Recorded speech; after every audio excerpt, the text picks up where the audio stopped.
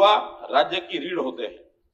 युवाओं को कौशल युक्त बनाने और उन्हें रोजगार और उद्यमिता के अवसर प्रदान करने की भी आवश्यकता है।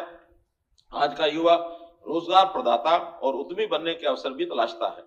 इसी उद्देश्य के लिए हाल में युवा अधिकारिता और उद्यमिता विभाग का गठन किया गया है। वर्ष 2023-24 में 2 लाख युवाओं के कौशल प्रशिक्षण के लिए 250 करोड़ रुपए की राशि का प्रावधान करता हूं। यदि जरूरत पड़ी तो इस प्रस्तावित राशि के अतिरिक्त अलग से बजट प्रावधान किया जाएगा।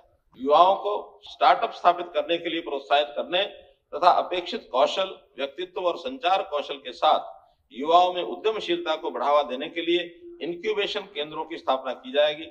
बैंकों, वित्तीय संस्थानों और उद्यम पूंजी निधियों से ऋण की सुविधा भी उपलब्ध करवाई जाएगी। मैं बैंकों और वित्तीय संस्थानों के सहयोग से वेंचर कैपिटल फंड स्थापित करने का प्रस्ताव करता हूं। वेंचर कैपिटल फंड युवाओं को 5 करोड़ रुपए तक की लागत की परियोजनाओं में उद्यमी बनने में सहायता करेगा।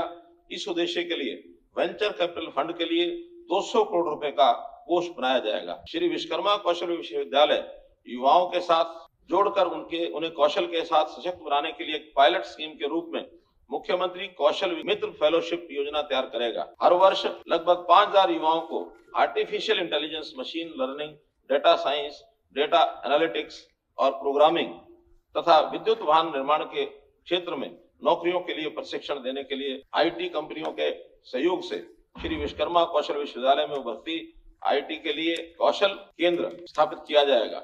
हरियाणा कृषि उद्योग निगम द्वारा प्रदान की गई उत्पाद और रसद सहायता के साथ राज्य में हरित स्टोर खोलना युवाओं के लिए फायदेमंद साबित हुआ है। इस उद्यम की सफलता को देखते हुए 23-24 के में अतिरिक्त 1500 नए हरित खोलने का लक्ष्य निर्धारित करने का प्रस्ताव करता हूँ। सरकार ने कौशल शिक्षा को स्कूल शिक्षा में समेकित कर शैक्षणिक स्तर पर 2023-24 से कक्षा 6ठी से 8वीं तक में भी कौशल शिक्षा देने की योजना बनाई है। हरियाणा ओवरसेल प्लेसमेंट सेल विदेशों में प्लेसमेंट की आवश्यकताओं और कौशल की जरूरतों की पहचान करेगा और विदेशों में इन नौकरियों के लिए हरियाणा के युवाओं को उपयुक्त रूप में प्रशिक्षित करेगा। सरकार का युवाओं जो विदेश में नौकरी के अवसर की तलाश में हैं, को जर्मन, जापानी और इतालवी जैसी भाषाओं में अल्पावधि विदेशी भाषा प्रशिक्षण प्रदान करने का इरादा है। HKRN प्राइवेट सेक्टर में जनशक्ति की नियुक्ति के लिए जनशक्ति की पहचान, कौशल प्रशिक्षण और नियुक्ति सेवाओं की पेशकश करेगा। इससे राज्य के युवाओं के लिए रोजगार के अवसर बढ़ना सुनिश्चित होगा और निजी उद्योग के लिए जनशक्ति चयन और कौशल प्रशिक्षण लागत में कमी आएगी।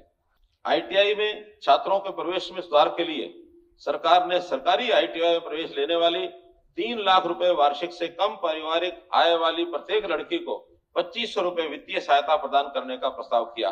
मैं बताना चाहूंगा कि सरकार ग्रुप सी और ग्रुप डी के लिए CET के माध्यम सहित वर्ष 2023-24 में 65,000 से अधिक नियमित पदों पर भर्ती करेगी। वित्तीय वर्ष 2023-24 के लिए युवा क्षेत्र को 1636 करोड़ रुपए आवंटित करने का प्रस्ताव करता हूं।